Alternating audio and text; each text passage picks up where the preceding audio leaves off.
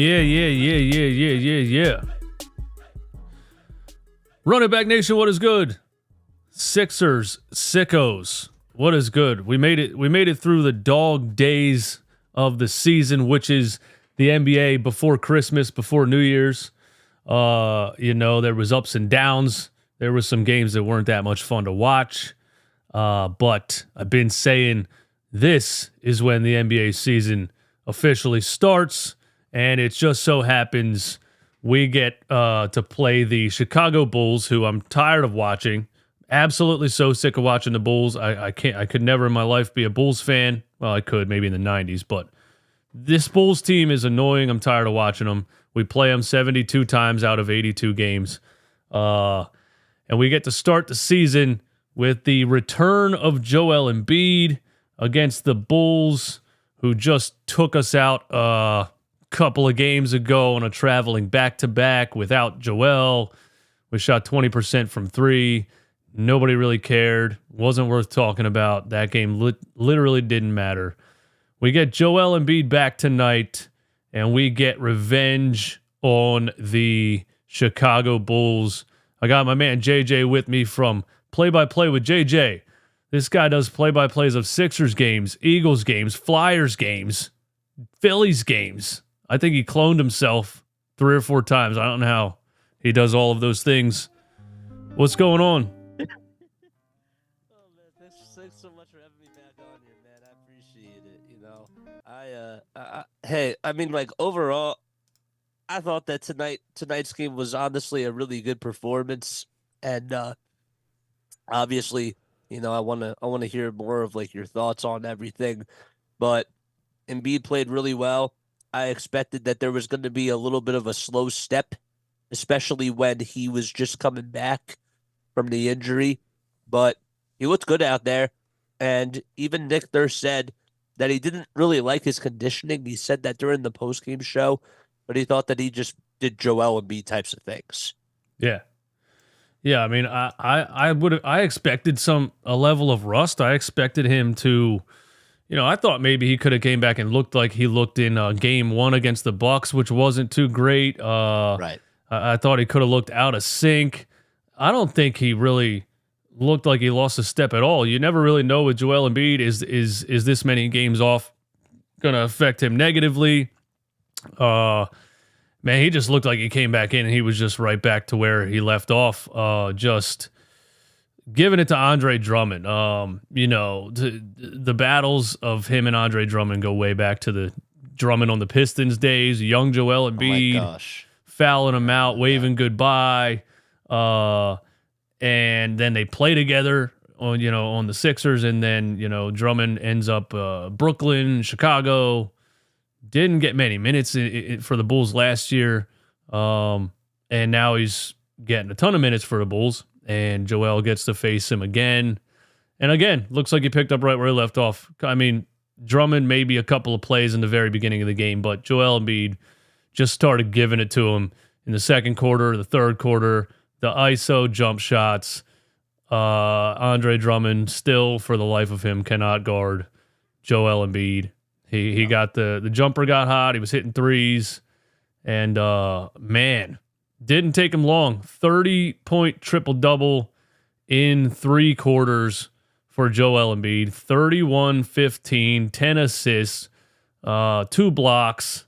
One of the blocks was on Kobe White, who for some reason tried to body him under the rim, and Joel looked like he took offense to it and just slapped the ball to the other side of the floor, where then Tobias Harris turned it over. We're not going to talk about that, but 31, 15, and 10, and the final assist for the triple-double is a no-look under the basket, Jokic-esque, if you will, dime from Joel Embiid. I didn't know he had that in him. I don't think I've ever seen him do that. I've never seen him do it. I really did not know he honestly had that in him. And that was like a LeBron James type of a play, in my opinion, because it was just a no-look pass. He knew exactly where Toby was, and I was like, bro, like that's every night I watch him. He always does something that just fascinates me. Right. And I always think to myself that it can't get any better than this, and it just does. Like this is just who he is. Like this is just what he does. And man, the only thing I was a little concerned about was that I thought that his points were a little bit low for his standards because he wasn't getting to the line as much, especially early on in the game. He wasn't getting, he wasn't going to the line, and that's because, say what you want, Andre Drummond was honestly keeping him out of the paint, and he was keeping him out like towards the baseline, and pretty much made him shoot a lot of mid-range jumpers and whatever. And Joel Embiid can hit those, but then as soon as Drummond left in that third quarter, Oh yeah. I forget who was at the 5 at that time. But he was just taking them to school, and it was just like, okay, now I'm going to go to the foul line, and I'm going to earn my points this way. Yeah. As once Drummond was out in that segment in the end of the third quarter, Joel was just taking it at those guys. I don't know who was playing center. Terry. There was man, yeah, I don't know. Maybe there's a Bulls fan that knows the names of those guys, but I think it was Terry. Was it? Was he playing center? Yes. Yeah, I mean him and Dalen Terry. Yep. Dalen Terry. Yep. Yeah. Dalen Terry. I mean, that's not even fair, And there was times at the end of that third where it was Terry and another guy that were just, Joel's just taking two of them and just shooting right over top of them. So, Drummond can give him problems because he's a big body. Yeah, as soon as Drummond isn't there, who do they really have to try to guard him? And right. it's wild how really basically unguardable he is compared to, most players in the league. And there's not a lot of human beings on the planet that can guard him at all. So, yeah, right when Drummond was out, he was just attacking those two guys, and I almost felt like it wasn't fair for a minute at the end of the game. And it's because he was, triple-double hunting towards the end. He could have left early, could have left when Drummond went away. He needed that last assist, so he kept going for it. But yeah, Drummond kept him out of the paint, but Joel Embiid's jumper has been so good this year. And I guess it's always been good. He's the best shooting big man I've ever seen in my life. Depending on what you categorize big man, but a person his size, definitely. I've never seen somebody shoot the ball like him at 7'1" or 2", 300 pounds. And you can keep him out of the paint, but his jumper is money right now. And then you're just done. There's nothing you can do. I mean, you said it perfectly the last time that we talked. He's a shooting guard that's literally a big man. He is like, if you take Kobe and Shaq together, that's Joel Embiid. Like, yeah, just the mid-range jumper that he has, Shaq could never do that, but also he's just so dominant. And he can get you rebounds, and he can play defense. Like, I feel like that we kind of, this year, I think that we've been sort of taking his defense for granted just because he's doing so many great things on the offensive side. But he's like the first one that's always back there on the defensive side, too. And he's not only protecting the rim. I mean, he is protecting the rim a lot more because he doesn't have to guard the perimeter like in years past, which is great. But he can still do that. And I think that he's somebody that can low-key guard 1 through 5 if he really wants to. Yeah, definitely. Very versatile. And it's just, I mean, here's my take has been that I don't necessarily care what happens with the Sixers when Joel Embiid's not on the floor. I know people want to be able to survive games without him, or if you get in a playoff series and he misses 2 games, you want to maybe be able to split that 1-to-1 or something like that. I just think at the end of the day, it doesn't matter a whole lot because you need Joel Embiid to win in the playoffs.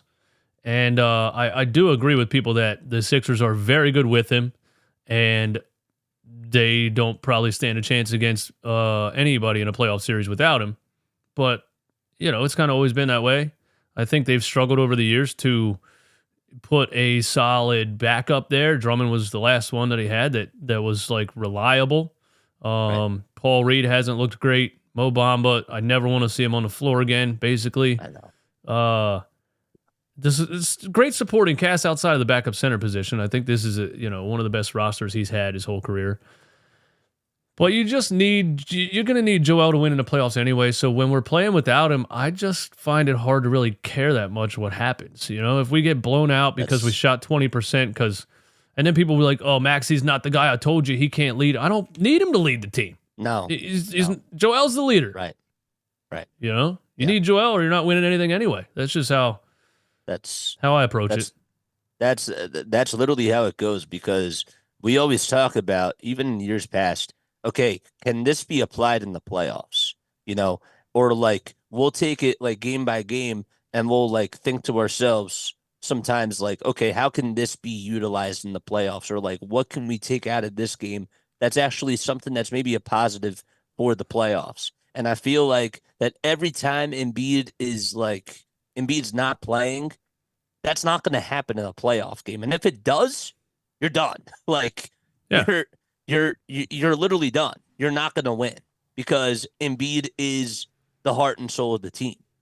And same thing if Tyrese Maxey like were to go out or something like God forbid, but if Maxey's not playing, this team is totally different. Oh yeah. And so it's to me, it's always like everybody has to be healthy out there, especially because in the playoffs, that's just how it has to be. If you're not healthy and you're like a big star player, the team is going to really suffer. So it doesn't really that part doesn't really matter to me as much. I thought that what was really interesting though about this game is that this team literally started 7 for 9 from three. And I think that Embiid had like a really big three that he hit two in the face of Andre Drummond, and that was really sick and that was awesome. But then like they still beat the Bulls, but they in the last 8 minutes they couldn't even get a bucket, which was the crazy part to me. Like I'm watching like the whole G League squad out there, which I'm happy to be able to see all of them, but it's just funny that they literally beat this team by 13 points. They still beat them by 13, but they just couldn't score in the last 8 minutes. Yeah, it doesn't seem like anybody in the last in that end of the game earned any extra minutes. We were in the playback stream, and I didn't even realize it because I was just rambling and not really paying attention to the end of the game because it was over. It was over at the 11-minute mark, and I was like, "Damn, I got to watch 11 more minutes of this blowout." And then it got down to like 3 minutes. We were talking about Kenny Lofton and stuff, and somebody was like, "We haven't scored since the 8-minute mark," and I'm like, "Wait a minute, what?" They're like, yeah, and I was like, "You guys are joking, right? We haven't scored for 7 minutes." And that guy Sanogo was like cooking them. Yeah, like oh my gosh, yeah, that like 6 rebounds in like 9 minutes, right? So 8 points. I mean, and that's just like, how bad is Mo Bamba, man, dude? Like, it's terrible. I'm supposed to give you a little bit of a benefit of the doubt as a third string, but a top 5 pick who in his fourth or fifth year is playing the garbage time minutes against a guy named No Go. Okay, great name for the situation. And you're getting your ass kicked? Seriously. Like, how is he that bad, man? There was a Mo Bamba take in the game too toward at the end, which with Joel back, I was happy that I didn't have to see a lot of Mo Bamba. I wish he was better than he is. He's not. He's insanely slow.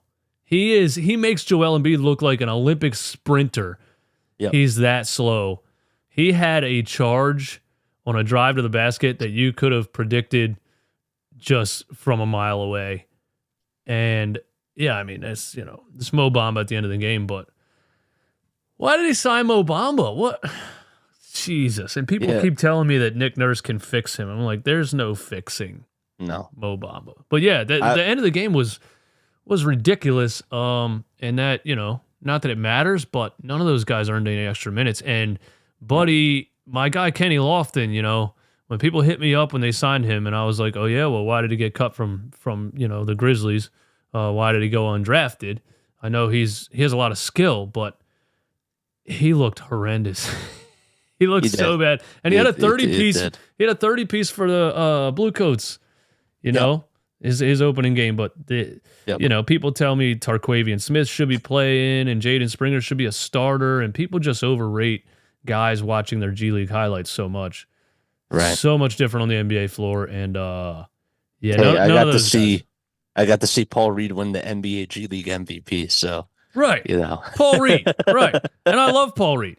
But when you watch him in the NBA and you see him like get in a situation where he drives to the basket, it makes your eyes hurt. You're like, what's he gonna do? Oh. And Oh once in my a while, he gosh. pulls out like a double behind the back through the legs, and we're all like, where did that come from? But yeah, it's Yeah. such a different game. That's actually crazy that I forgot actually that they blew that lead at the end and didn't score for 7 straight Yep. minutes, and it It was ended really crazy. it The ended a last 13-point layup that game. they had, I think it was Jaden Springer. It was like with 8:01 left, and that was it. That was literally it.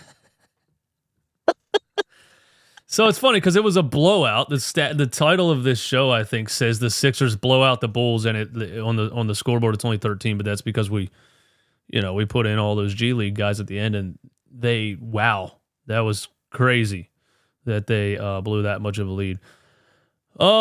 Other takes on this game. Let's see. Tyrese Maxey finished with 21 points, 5 assists. Oh, we got a super chat. I don't want to skip over super chat real quick. DFJ Hoops is in the building. What's good, my Oh, man? my brother. Keep cooking, y'all. My plate is ready. Oh yeah, we're gonna have you up here, buddy. We're gonna have you up here. That's for sure. DFJ Hoops is gonna join us one of these post game lives.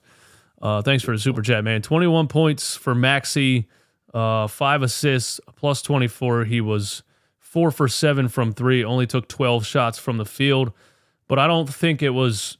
I don't feel like I saw Maxey like shying away from anything. I don't feel like he was passing up good looks. I just, when you look at the stats, some people are going to say, why did Maxey only shoot 12 shots? I just think he was really playing within the game. When Joel started getting hot, he knows what his job is. He's like, I'm giving the ball back to JoJo. They're running the pick and roll, and Joel just commands so much attention in the role. And that's another thing, Joel-wise, is that just his impact in so many different areas is crazy. Defensively, offensively, not just his scoring, though. He makes it so easy for Maxey to run a pick and roll because he just commands so much attention. But yeah, I thought Maxey was just playing within the offense. I don't think he was really shying away or passing up open looks. He wasn't forcing anything.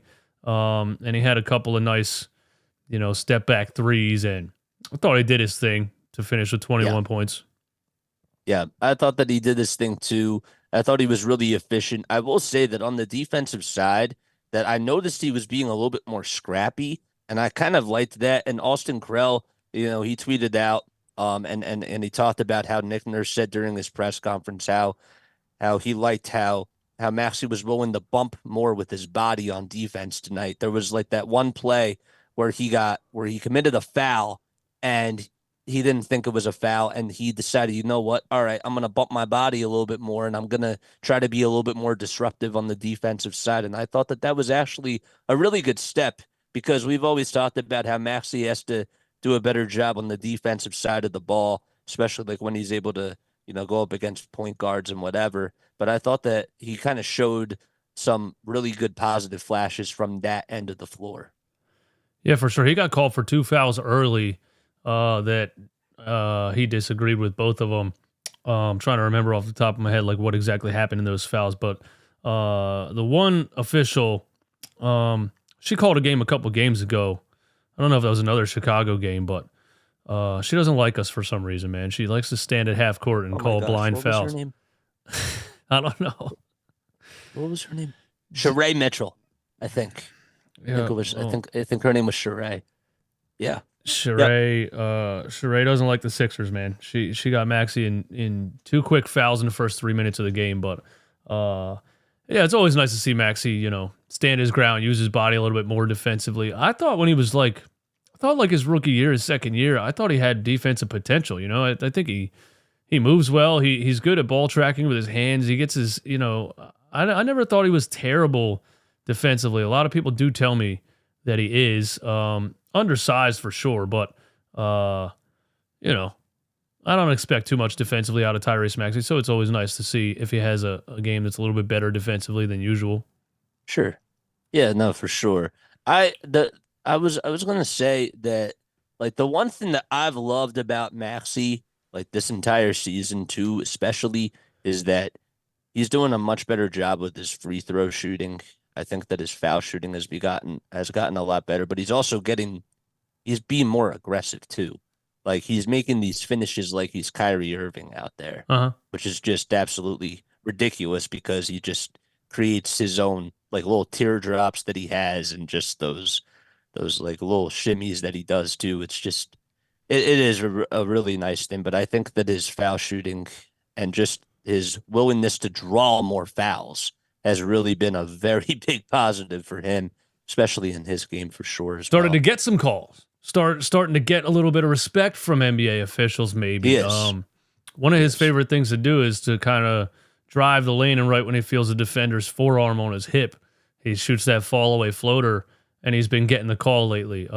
Some games where they just won't give it to him, but I like that he's adaptive too. He kind of feels like, are they going to give me this call? Or are they not? And if they're not, you can't keep trying to do the same thing. You're going to have to, do something else or go a little bit stronger. You can't rely on the foul. Like in the game 2 nights ago, I thought there was a couple of times where he was frustrated at the officials and was kind of trying to rely on a foul call versus trying to finish. But he's starting to get the respect of the NBA officials and getting to the line. A couple of games ago, he had 15 or 16 free throws. Tonight, 5 for 6. But yeah, not much else to say. Tobias Harris, another 20-point game. That was the quietest 20-point game I've seen. That was so quiet. Tobias, I'm happy he was man. efficient, but that was so quiet. Yeah, what do we say about Tobias Harris, man? I don't know if he's gonna get traded. There's just no in between. It's just either good enough for people to say, listen, this is good. He's playing his role. He's being the number 3 or number 4 or whatever. Before Kelly Oubre last season, it was the number 3, but it was like, oh no, we had Harden, Maxey, Embiid. Either way, he's either good enough to say, okay, he's overpaid, but he's playing a good role. He's fitting in well. He's doing the little things. He's shooting more threes and or it's he's just so bad it looks like he shouldn't even be on the floor. And this year now we've seen it flip 2 times now with Tobias Harris, right? He starts out the season and we're like, oh, Nick Nurse unlocked Tobias Harris. It was all Doc Rivers' fault. Look how good he looks in this offense. Look how well he's fitting in. He's playing strong, physical, squaring up to the basket, not shying away from contact. And then for some reason, he goes a month, I think November I felt like that. Then December, he just completely turns it off and has games that he just looks like he's jogging. He doesn't want to create contact in the lane, fading away on layups. And defensively, sometimes just flat-footed, sometimes completely doesn't move at all. A lot of miscommunication stuff. There was a play in the very beginning of this game where somebody got a wide-open dunk, and Tobias was standing there, Joel was standing there, and they were both looking at each other like that was supposed to be you. Miscommunication, things like that. But we're back to, the last 5 games, he's averaged like 22, 23 points a game. 23. 7 rebounds, a little over 5 assists, which is a lot for Tobias Harris. I never knew him as an assist guy. But yeah, we've had good Tobias this year. We've had really, really bad Tobias, and now we have good Tobias again. So maybe we just keep riding this pattern, and by the playoffs, he's good Tobias, or, it's a gamble, 50-50. It's like red or black. Are you putting your money on red or black? Are we getting good or bad? But see, here's the thing. Because of course, like we want Tobias to do well because we want him to be able to up his trade value and whatever. But see, if that's what it is, you have people that are still like, oh, okay, like he should still be with the Sixers. Okay, he's playing at a very high level now. I don't want to trade him. But then like when he's doing bad, it's like, okay, like I want to trade him, but like you're probably not gonna get as much like when he's playing really bad. Yeah. So it's like a lose-lose, Uh-huh. Yeah, it works the other way. Yeah, as soon as he's playing good, we're like, I call him trade value Toby, and we're like, but then yeah, when he's playing well, then I get a bunch of comments that are like, we're not trading Tobias. He's an important part of the team. He's playing his role perfectly. Yeah, you're right. You're like, no, he's playing good. That's when you trade him. Correct. If he goes 3 or 4 games in a row, scoring 6 points and a minus 27, and then so keep playing great, until the trade deadline. That's like when you have to put your GM hat on because you can't like let the emotion get to you because I feel like that's just how it goes sometimes. You can't like, especially with how he's been playing throughout his whole tenure with the Sixers. Okay, if he's going on like a nice like little run, like that's great, but from a business standpoint, that's when you gotta it's when you got to go for it. Yeah, absolutely. Absolutely. Kelly Oubre had a good game, man. He first half he was hot. I think he was a leading scorer in the first quarter, and had like 14 in the first half. Finished with 16, 5 for 8, 3 for 5 from three. Another guy that just benefits so much from Joel Embiid being on the floor. Like there was just two of those threes. I think in the first quarter was just legit. Joel just passing him the ball because they doubled him. Like just a quick double and just okay, here you go, Kelly, and he's open. And he shoots it and he hits it. The beginning of the season, man, he had the hottest start I think of his career with the Sixers, and then the mysterious car accident or whatever it was, and then he comes back with the bruised rib, had a bad game, had a pretty good one. Maybe he's slowly coming back to what he was in the beginning of the season. I just think. I love the energy, love the athleticism. So nice to have a guy. There was a play where he was on the block in the air quotes dunker spot and can actually catch the ball, turn, and dunk it. That's why it's called a dunker spot, because you can catch the ball, take one step, and dunk it, as long as it's not PJ Tucker there, who can't dunk, or Ben Simmons, who refuses to dunk. You finally have a player. It took us 7 years of Joel's career. There's now a player you can put in the dunker spot that can actually take the ball and just turn and dunk it. That is Kelly Oubre. Maybe he's slowly coming back to kind of what he was doing before that little episode happened. And he's played on some bad teams. You never know what a player is going to look like with Joel. He looked inefficient and really bad on the Hornets. Not really bad. He averaged 20 points per game, but he was very inefficient. But those are just random bad teams. There's no offense. There's no system. There's no flow. It's just a bunch of random players passing the ball around, taking bad shots. And then he almost didn't get signed this offseason because of that. And it's crazy because now he's in where he should be. Whereas, like, he's not a star. He's not a leader. He's not the guy that should be bringing the ball up the floor or taking all the shots. But he does all the little things and he fits right in. And Kelly Oubre just looks like such a perfect fit for this team, man. Hopefully he stays off the mountain bike. But yeah, I'm glad he's getting it together. This is where I got to give Nick Nurse his flowers too, because I think that the play that you were talking about was when a timeout was called by the Bulls, it was by the Bulls. But basically, they inbounded it, and Embiid had the ball at the top of the key, and then Patrick Beverly Oubre had it, and then he was getting double teamed, and then they passed it out to Patrick Beverly, and then Beverly was just coming down the lane, and literally like a backdoor, like a little cut was made by Oubre Jr., and he was just wide open from that dunker spot and just made a nice little dunk there. Like that was just such a beautiful play call, and I just really feel like, again, Nick Nurse deserves a lot of these flowers, and I think that I've been a little bit of a broken record just saying that over and over again, but it is night and day just how different the team looks with just probably the best coach. Like we should actually probably start talking about Nick Nurse being the coach of the year because of the way that he's coached this team. That should be like a legitimate conversation. I think it probably is, who else is really in the running? And that's funny because it's just such a slight to Doc Rivers, Doc kind of never took accountability and would have excuses and things and kind of blame things on James Harden or wanting to run a certain system and just little things that Doc has said since then that are just like, dude, you're never going to say that you didn't do enough. And then Nurse comes in here. Roster's different, has I think a better supporting cast, but I mean, I don't know who else is in the running for Coach of the Year. It has to be. I would say Rick Carlisle has to be up there because of how he's coached the Pacers. Oh yeah, that's a good one. But other than that, Jacques Vaughn, maybe. Who? I'm sorry, Jacques Vaughn. Whatever the opposite is of Coach of the Year. Jacques Vaughn was quoted 2 days ago saying, I'm not a Hall of Fame coach and we don't have any All-Stars on this team. That's the craziest thing I've ever heard a coach say. I'm not a Hall of Fame coach. He literally said, we suck because I'm not a good coach and we don't have any All-Stars. I don't know how he's still there. Monty Williams. Monty Williams. Oh my gosh. Yeah.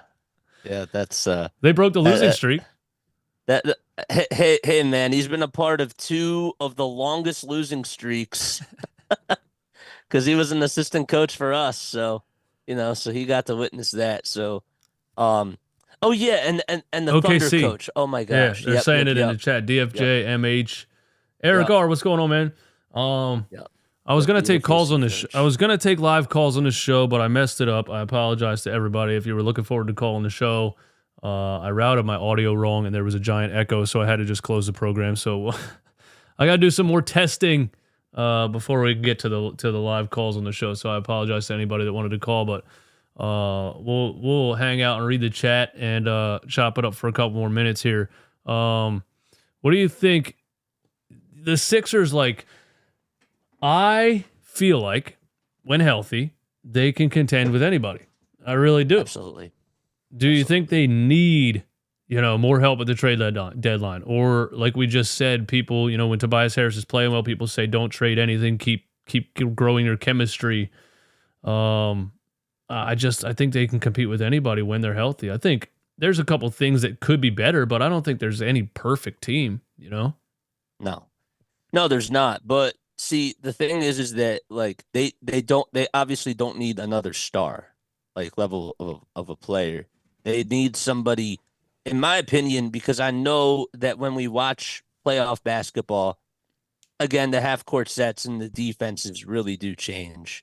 And I know that if Maxi's getting double teamed and if Embiid is getting, being owned by Al Horford, God forbid if that does happen, the Sixers are going to need somebody else to step up. And that's why I think an Alex Caruso or just a nice little combo guard piece like a Malcolm Brogdon would honestly be such a good thing for them, because that is honestly what you need in the playoffs. You need that third option to just step right in there, because that's just what happens, and that's just the nature of the game. Yeah, and that's just how it's always been. So I still think that they need another piece, and maybe, of course, a 4 for Tobias Harris, but if they do stay this way, there's still no doubt that they can still, get out of the East at least.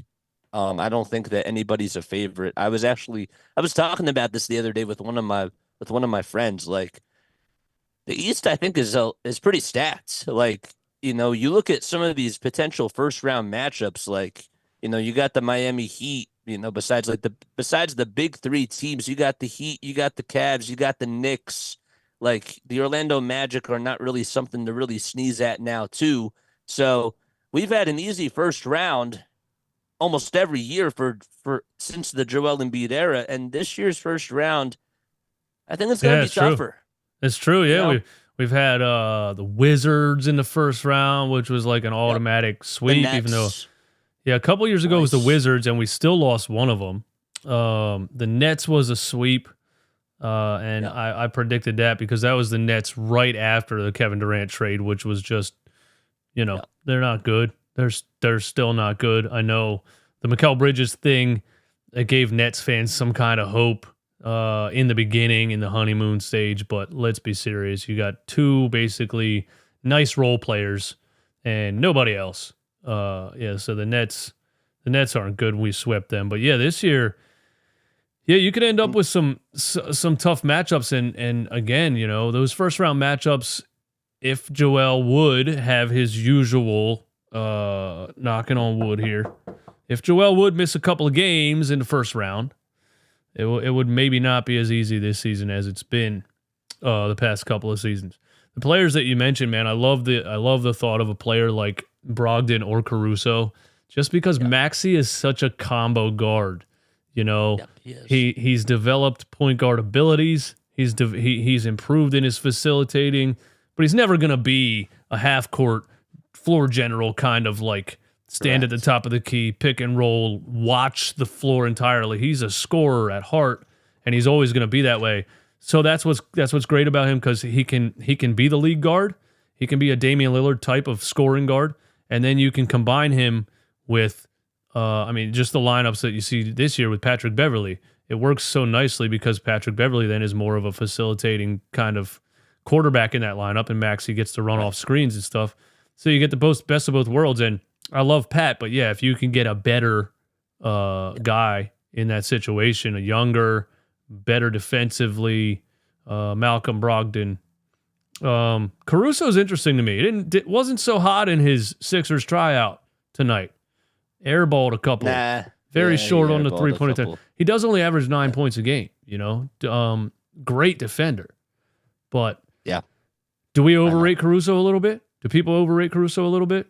The Chicago Bulls clearly, I think, are overrating him as far as claiming that they're not trading him.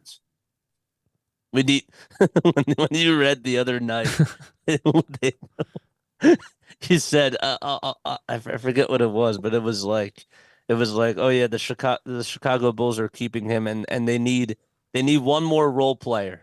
That's what it was. Is that what I said? He said that he said that they needed one more role. We're one role player away from continuing to be very mid. It doesn't make any sense. No, man. But I like Caruso. But I mean, if I don't think he's worth. I mean, no. What is he worth? The OKC 2028 unprotected? That's even tough. I like him, and I think he would help us a lot. The problem is that the Bulls are going to ask for too much anyways. And so it's like, even if you just say like the 2020, even if you just say that draft pick, like that to me would be enough. But like for them, that's nothing. And they're going to ask probably for a lot. Yeah. And overrate him. What do you think about the Pascal Siakam rumors? There was somebody in the playback chat telling me that Siakam would be perfect on the Sixers, and I just hesitate at a guy that's not known as a floor spacer. That's all, because Joel Embiid's whole career, it's been so obvious to me that he commands more space in the paint than anybody you've seen since Shaq, and he didn't have it the first couple of years, 5 years, namely, with a point guard that won't shoot. The 1 year they put Al Horford next to him, which is just ridiculous. And then you finally see, once Doc Rivers was here and Al Horford was gone and Ben was gone and everything, you finally see space. Even before we traded Ben and got James Harden, when Ben was sitting out and Maxey got thrown into the point, you finally see so much space. And Joel went on those historic runs in November and December, right. Same thing he did this year. And it's just so obvious to me that he just needs catch and shoot guys and combo guards on the perimeter. I can't put a traditional power forward next to Joel Embiid and a guy that scores most of his points in the paint. I don't see it. And I don't know what Siakam, he's an unrestricted free agent this year? Yes, he is. I'm 90% sure. So that would be a rental, because I don't think Siakam wants to play with somebody like Joel anyway, because Siakam wants to be the guy. He doesn't want to share, the paint with a guy like Joel. I don't think Siakam makes more sense. That's why Kawhi was such a great Batman to Pascal Siakam. Absolutely. Because it was a perfect position for him to just grow into, and just having him as the number one scoring option. It's just not ideal. It really isn't ideal for him. No, it's not. But I don't think he's a good enough just floor spacer to play alongside Joel. I think there are some big guys that would be like Brook Lopez, maybe, 40+% 3-point shooter, but that's still a big body out there on the floor with Joel. Yeah. It's tough to see. Harrison Barnes, I always thought would be a nice fit. Yeah. I always liked Harrison Barnes. He's a good one. Nick told us we would see B-Ball, Paul, and Joel share the floor together this season. I think he might have changed his mind on that, man. My gosh, I've been waiting for it, man. I've been waiting for it. Yeah. But whatever. B-Ball. There was something else that was on my mind about this game, and I can't. Oh, yes. Okay, the backup center. For the first time tonight, I was kind of having the thought of maybe like trying to get a backup center potentially in the buyout market. I'm not saying that like that I would like totally commit to doing it, but I raised that question a little bit tonight because I've noticed that Paul Reed just continues to foul a lot, and tonight he Mm-hmm. got beaten up so much defensively, Mm-hmm. and that can't happen in the playoffs. Right. Like that specifically can't happen. And if you need a backup center just because of a reason like that, because your backup center's fouling too much and he's just getting beaten up on so many plays by guards or people that are smaller than him, even at the rim, I kind of had the beginning of the conversation of that tonight with myself. Yeah. But I wanted to ask you if you thought that this game was one of those kind of alarming games or eyebrows-ing games where you kind of contemplated that. I think it's hard to find good backup centers in the NBA. Like, I don't think there's many teams that we can look at and say they have a really good backup center. It does. There's part of it may be perception because Joel's so good and so dominant defensively that anybody Sure. after him or anybody Sure. in those 10 minutes isn't going to look great. I will say, and I don't like to feel like Doc Rivers was right, but when Doc was refused, Doc saw something about Paul Reed that he absolutely despised. He'll never say it. It was obvious. Paul had some great games where he played solid backup center, and Doc would still, as soon as DeAndre Jordan was available, would put him on the floor, or Paul Millsap or whoever. And I was like, Montrezl what? Harrell. Montrezl Harrell. Yeah. Doc, I think Doc refused to start that's last season without a veteran backup center. He's like, I'm not doing it. I'll quit right now. Give me Montrezl Harrell. And Daryl was like, fine. And they released Charles Bassey. That was crazy. Because I think when you think about solid backup centers, that's the one. He would have been. Yeah, Charles Bassey was a solid backup center, man. But I think Doc hated his like just kind of sporadicness and like unpredictability. I don't even know if that's a word, but you never quite know what you're gonna get. Just a wild card. Sometimes it's like, wow, look at Paul Reed, and sometimes it's like, oh yeah, it's Paul Reed, and he's throwing the ball out of bounds and tackling people and whatever else. I don't know. He was yelling at Daniel House Jr. tonight. I thought that was kind of funny. Those two guys. Yeah.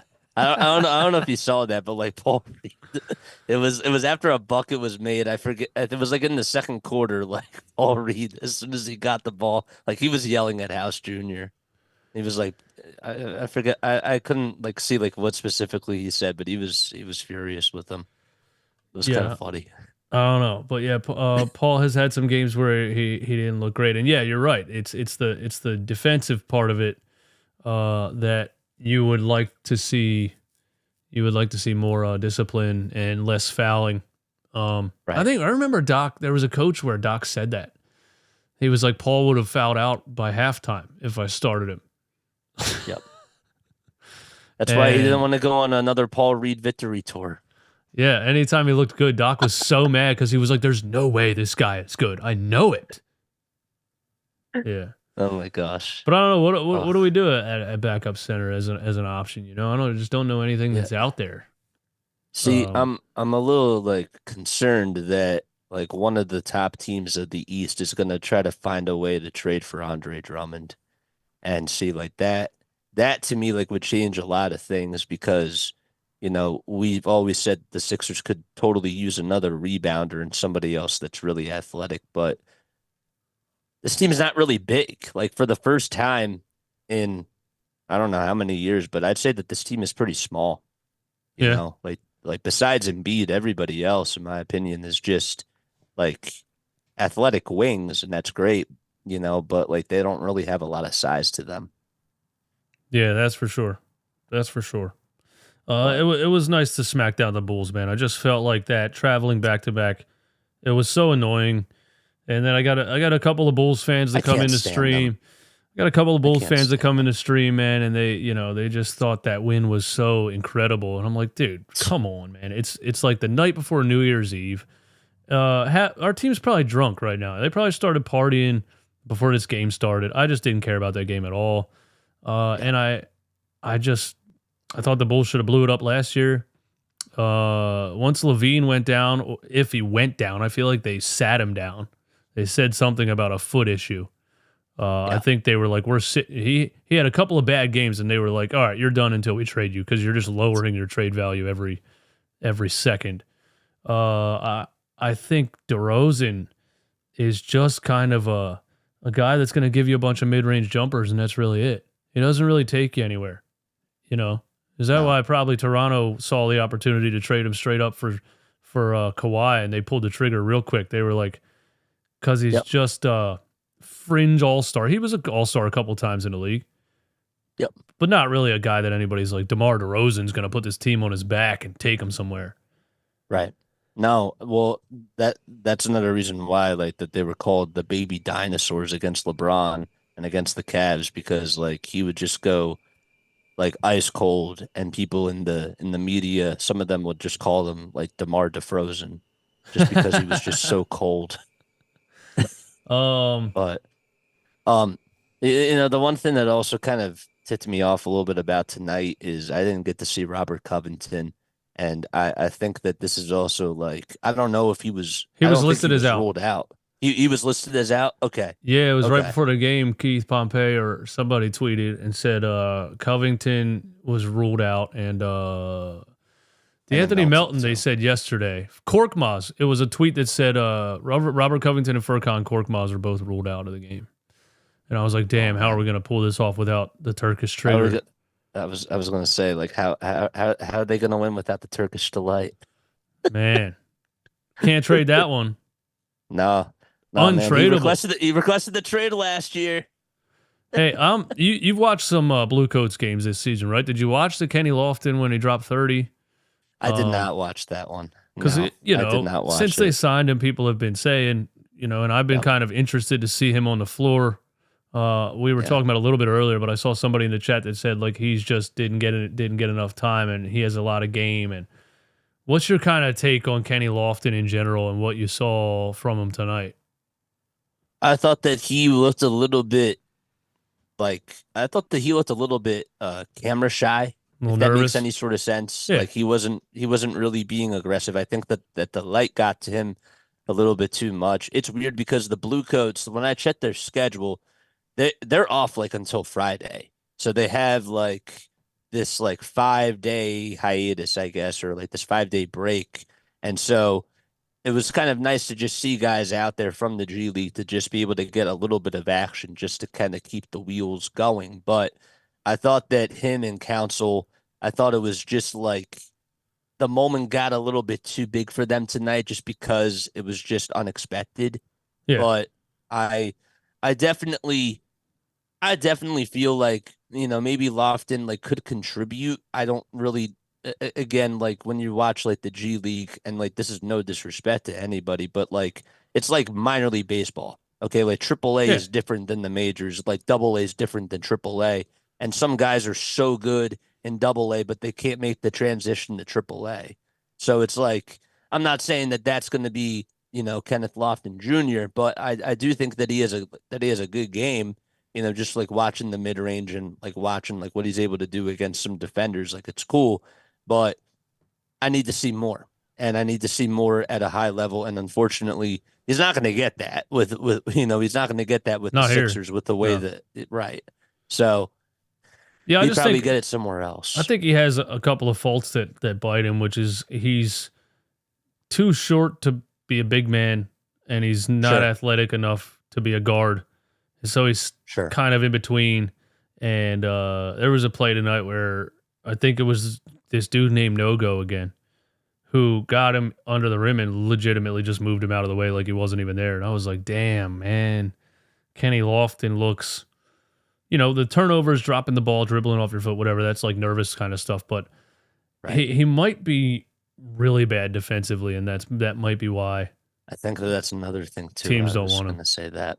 I was literally going to say that too. I thought that he looked a little bit undersized. Yeah, Like Paul Reed when I saw him like a couple of years ago, like in the G League bubble. Of course, like he was going up against centers, but like he's small. Like he's 6'9". He's the size of like Wilt Chamberlain, but like you know, again, like does a great job like at the G League level, but it's a different game when Yeah. you're at the NBA for sure. DeCleva one in the chat says Lofton's like 21 years old. If he sheds some pounds, he has potential. Sure. Yeah, the thing about that is that, you know, I don't want to get personal on him, but they've been saying that about him since he was in college. Yeah, if he gets into shape, you know, if he turns some of this into muscle, and like, Yep. why hasn't he done it yet? You know what I I mean? know.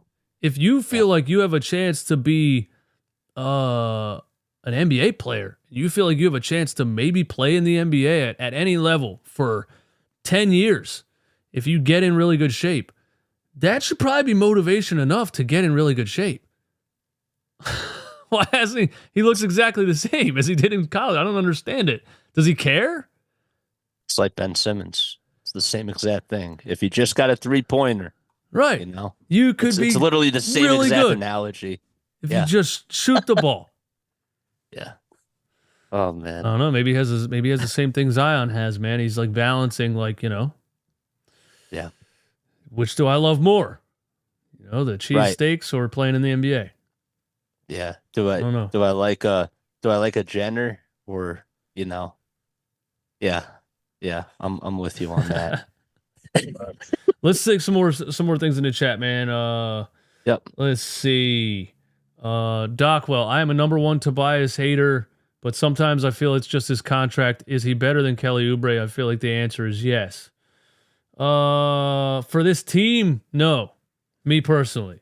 For this team, no. I just think Kelly Oubre is such a perfect fit because the team lacks just an athletic, just go-getter. Just guy that can plug and play, and it can be a spark of energy and is just gonna fly around. And Oubre is just, I think, what you want kind of Tobias Harris to be on this team. And Tobias has tried to be more of Sure. that the past couple of years, but it's not really who he is. Who's a better basketball player? You know, probably Tobias Harris, I guess. Scorer. I don't know, but Close. Oubre, yeah, Oubre just looks like a better fit. He just Yeah, looks like a sure. better fit. We need to stop obsessing over Boezy. Boezy? Boezy. We need to stop Oh, obsessing. easy. We need to stop obsessing with another scorer. We had one with Harden and it didn't work. We need someone like Siakam. We just talked about that. Yeah. I don't want Siakam, man. I really don't. Hot takes in the chat. Give us some hot takes. Furkan should sell ice cream at halftime. Kelly Olynyk. I like Olynyk, but he has the same problem that Markkanen has, which is you'd have to trade with Danny Ainge to get them. I've always liked Kelly Olynyk's game. Yeah. What were No, you we gonna say? never did. We never did grades. We never did like awards or grades. Oh yeah, we didn't do for nightly tonight's awards, game. man. I just realized that. We totally forgot nightly awards. Let's do it off the top of your head. Okay, so obviously player of the game has to be Embiid for sure. Yeah, You know, 3/4, a triple double, just gets it in his sleep. Picks up like he literally just like picks up where he leaves off on Saturday absolutely. after being out. Like that's, you know, obviously he's the player of the game. And he's such a good scorer that you said with your own words earlier that you felt like his points were low. That's how good Joel Embiid is. You can watch a game and just kind of feel like certain parts of it, you're like, oh, he's not really dominating this part of this quarter or whatever. No. And he puts up a 30-point triple-double in 3 quarters. Because when he does get hot and when he does go on those runs, he'll just score 15 points in 6 minutes, you know? Yeah. Like when his jumper started getting hot on Drummond, it was just one after the other. Free throw line, money. I think he scored 8 points in 2 minutes on him. So, you know, that's why he can fill it up, as Allah says. Yeah, for sure. And I would say who else do we have as far as our awards? Game changer. The game changer I would say tonight for the Sixers was probably. I guess I have to go with Maxey on that one being the game changer. I thought that I didn't really think that he like stood out and like had like a dominant performance, but I do think I will say this. There was a lineup that was out there. It was like to start off the second quarter where he was out there and Paul Reed was there and when Paul was struggling, Hmm. I thought that he did a good job at just making some making some really good threes and he took some really cool shots. And I thought that there were some times where he was actually leading the offense when Embiid was on the bench. So I do have to say that I guess he is the difference maker Yeah, I remember that this lineup. I game. think I said on the playback stream, I was like, once I saw that lineup, I was like, oh, you're really leaving Maxi out to dry with this one. It was like Paul Reed and Daniel House Jr. and Marcus Morris and Correct. Correct. wasn't even Oubre out there. Reed, It wasn't. Reed Morris. And then if I see the lineup, I would know who it is. Was it Beverly? No, Beverly wasn't out there. That's where he was out there on an island. Ray Jr. Batum. I think it Batum was was out there. Batum. Batum was out there. Yeah, Batum. there It was was no Batum. there was no creators on the floor besides him. There was no guy that can get to a shot or even Patrick Beverly can create a little bit and can force his way into the lane and make a play happen. That lineup was like Maxi's going to have to do it all right here, and he did it a little bit. So yeah, I like that. Yeah. I think my Yeah. game changer is Kelly Oubre. I think Okay. I like how he started the game. I thought he was aggressive the whole time. If it was a 4-quarter game, we'd be looking at totally different totals as far as points for everybody, really. So we have to take that into account when you look at Maxi 21 and Oubre 16 and Batum 6. The game was over very Yeah. early. Yeah. But yeah, I liked how Batum started the game. He was hot from three. He's been an inefficient shooter the past couple of years, but maybe it was just the teams that he was on and he definitely wasn't getting the looks that he's getting now. I mean, No. the doubles come to Joel, and if Oubre can knock him down at a high 30%, 37, 38, I don't know what his percentage is this season so far, but I guess I can look right here. He's 37% from three, 47 from the field. Or seven from the field. 37 or 38 for Kelly Oubre is a really good number as a wing guy. And, He was shooting over 40 to start off the season before he got injured. right. And if he I remember if that. he gets back to that and he's a 40% 3-point shooter, he's a really good piece for the team. I love Nick Sure. Batum. Nick Batum is just a guy that the stats will never show Nick Batum's impact. And No. his fit with Joel Embiid is so perfect. It is so perfect. You can run the high low. He's There- such a good passing big man. He's a good catch and shoot guy. Such a There was- high IQ. There was one play that he had today where he grabbed an offensive rebound and he was like on like the far corner, like whatever, and he tried to pass it. It went into the backcourt. I think he was trying to find Maxi or whatever. But even though like it was a turnover, like I look at those little things and I'm like, man, like this dude's going out there. He's giving you effort. Like he's tipping. Oh yeah, that's what he does, man. I mean, it's so funny to me how like Charlotte just hates him because Michael Jordan like thought that he got robbed or like whatever. But this is just like the perfect role for him. Yeah. And I'm happy for him, like personally, because I think that this is such a great system for him. And not such a not just not just his passing ability, a willing passer. He reminds me of like that Right. that older guy on the park court that wants to get all the kids the ball. You know what I mean? He dishes it so Sure. quick. There was one towards the end of the game where he swung it to Tobias Harris, and it, like right when the defense reacts, he's like, bang, swing it. Yep. Like so fundamental. The exact way that you teach people how to play basketball. And with the way that and I he think shoots, Tobias like, he airballed is- it, by the way. Yeah, he did. He did. I remember that. But even like with the way that he shoots it, like just decided to be unselfish because that's just who he is, and I Yeah. think that speaks volumes to the type of person that he is. The one thing that did kind of frustrate me a little bit tonight is that Springer he played 21 minutes and literally like committed 4 fouls and like only had 4 points. And I think that like the whole Jaden Springer experience has just been so up and down. Mm-hmm. And I I don't know how I feel about it now. Like I was really positive, like starting off the season, I thought, okay, like, this is going to be the season where I think you see more of Jaden Springer underneath Nick Nurse. And it hasn't really been that. It's just been, you never really know like what you're going to get. Kind of like Paul Reed, I guess, in a sense. Yeah, in the beginning of the season, we were like, look, Nick Nurse unlocked Jaden Springer, and Doc Rivers is an idiot or whatever else. And then, Springer goes through this segment of the season where he stopped getting minutes. And something that obviously Nick Nurse saw that he isn't comfortable with or doesn't trust. Defensively, super athletic defender, fouls a lot, definitely, over aggressive. Has to learn how to play defense, not just fly at the ball and chest bump people the whole game and get called for these easy perimeter fouls that are just so obvious. Then you see a play where he like two hands head at the rim block off the backboard, and it's like, damn, I wish he could figure it out to get more playing time, because that level of athleticism is incredible. Yep. The offensive side of the ball is like, yeah, you don't know what you're going to get. So there's been games this season where it's like, wow, Springer's got a little bit of game, man. Drives baseline, uses his body, finishes through contact. And then there's other games where, one dribble baseline turns and throws it out of bounds. And we're like, oh, no. But super young, drafted at 18 years old.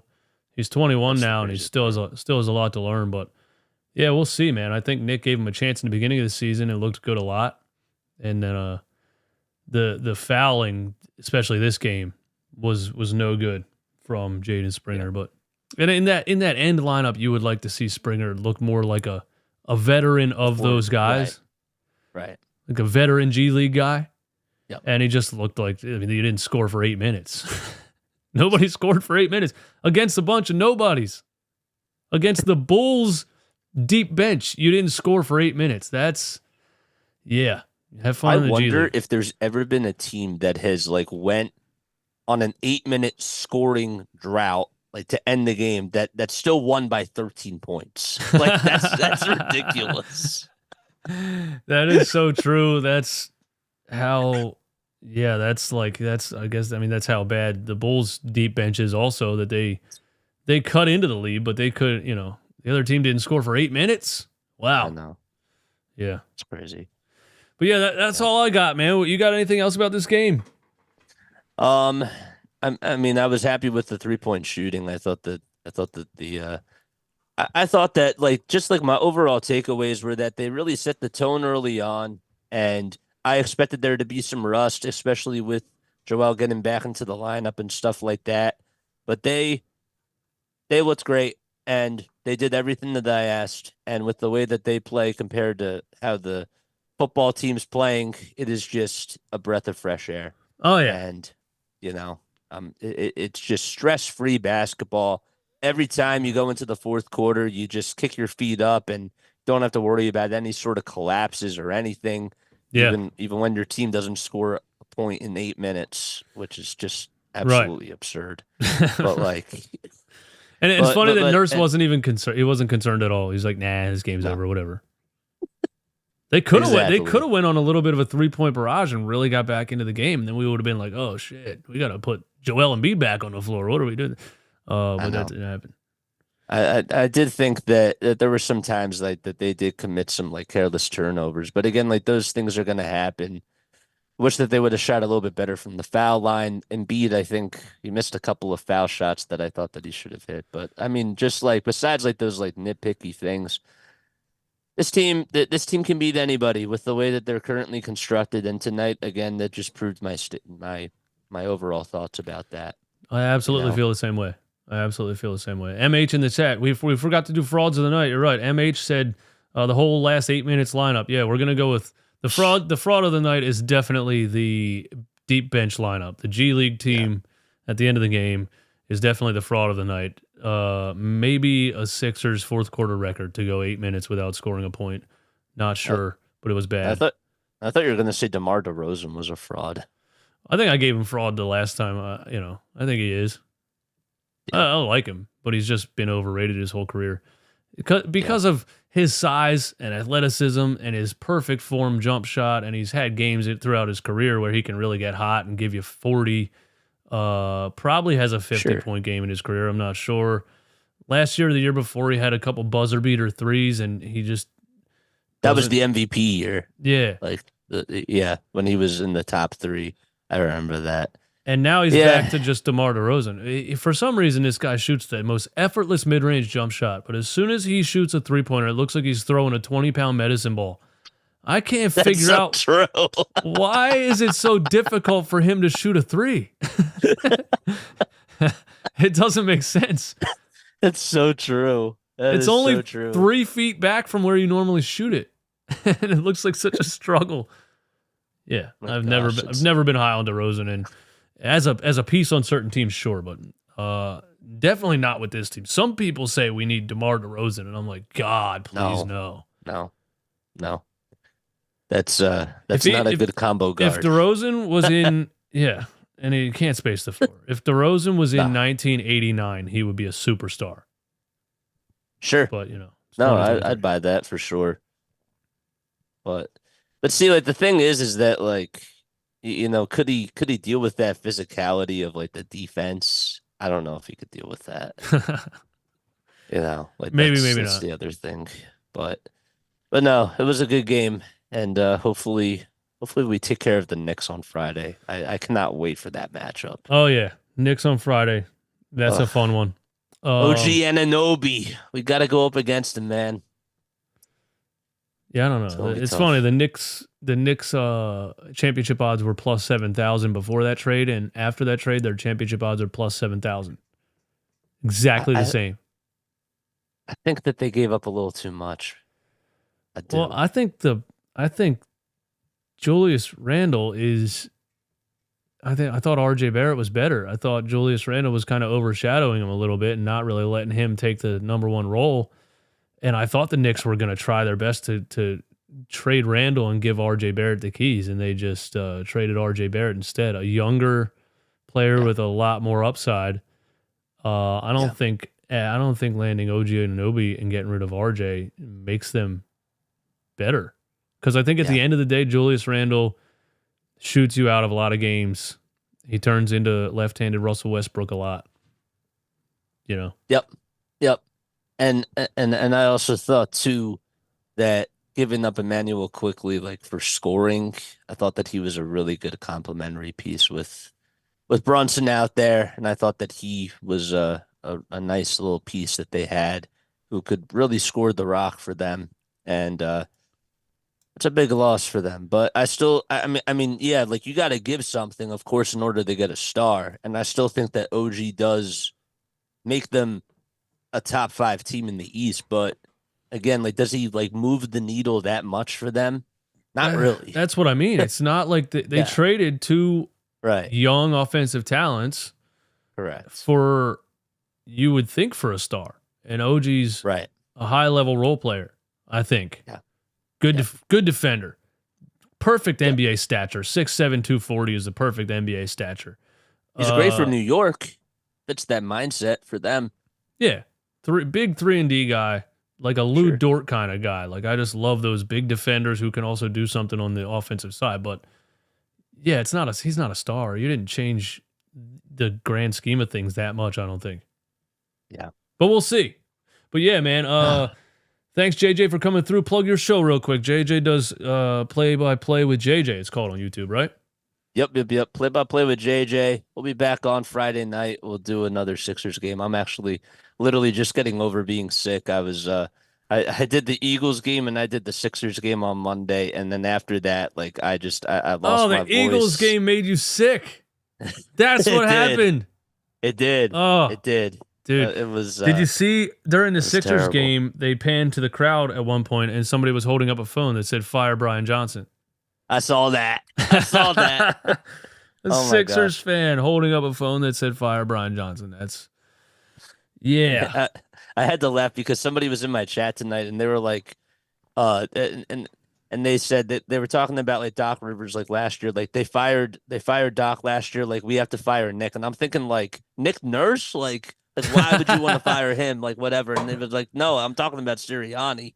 Like, Yeah, a lot of times they go for the head coach. I think Sirianni's a guy that's like the head coach in the NFL is like a vibes guy for some reason, the he's a overall, face. right. It's But the literally it. overall, He's a face. the overall leader, but not a specific, and the coordinators have a lot to do with it. You have to have good coordinators, man. The Eagles won the Super Bowl with Jim Schwartz, the dude that then went to head coach of the Colts. Frank Reich. Frank Reich, yeah. And Reich. Carson And Wentz never looked the same after Frank Reich. So coordinators are very important, and these guys. Shane Steichen last year had Jalen Hurts on another level, and then all of a sudden he's gone, and I don't know where he found Brian Johnson at, but the guy's calling games like a scared man. Oh my gosh. And I saw that in the beginning of the season. And for anybody that was in here for Sixers Post Game Live, just the last couple of minutes here, we're going to complain about the Eagles before we get out of here. I saw that in the beginning of the season, and I was like, this guy, like 3rd and 10, 3rd and 15, he's calling these QB keepers all the time. And they were escaping with some wins that were bad wins. And you're not allowed to say that when you're a fan, because everyone wants to say, a win is a win. Why are you complaining? Because they looked like shit for 3.5 quarters and they pulled it out of their ass somehow. Sure. It's going to come back to bite you. Well, it's coming back to bite them right now. And the epitome of it was the last series of that game on Sunday, where it was QB keeper, and then a screen to Kenneth Gainwell. Bubble screen. And Devontae Smith gets injured on the play. Like, how much worse could it have gone in one series? Yeah. Thanks, Eagles. You're really collapsing. Oh my gosh. It's like not even funny. Like I can't even like look forward to the playoffs right now. Like I'm thinking about their off season and just the future. But they got to get it together quick. Like anyhow, that's why I got sick, and that's why I was out for 7 days. And then what? Joel Embiid comes back tonight, and I'm feeling better. Joel was like, what? JJ's going to be back on, so I'm going to come back on, and I'm going to play. So, but yeah, we do play-by-play for Sixers, Eagles, and Phillies games. So yeah, man. As always, thanks for joining me. Always nice to bring you on. Always nice to have somebody that can, help me out here. And nice to celebrate a comeback win. Not a comeback win. We blew them out from the beginning, but Joel Embiid coming back and getting revenge on the stupid Chicago Bulls that I'm so tired of watching. I think I brought you on the first show. It was against the Bulls, wasn't it? Because I said I'm so damn tired of talking about the Chicago Bulls. Oh, the Pistons, another team we play 40 times. We play the Wizards, Pistons, and Bulls 75 games. It's just ridiculous. But yeah, thanks for coming through. Thanks for everyone coming through. Yep, absolutely. Thanks so much for having me on, man. Yeah, man. Always a pleasure. Everybody hit the like button. Subscribe to Play by Play with JJ, all right? We're out of here.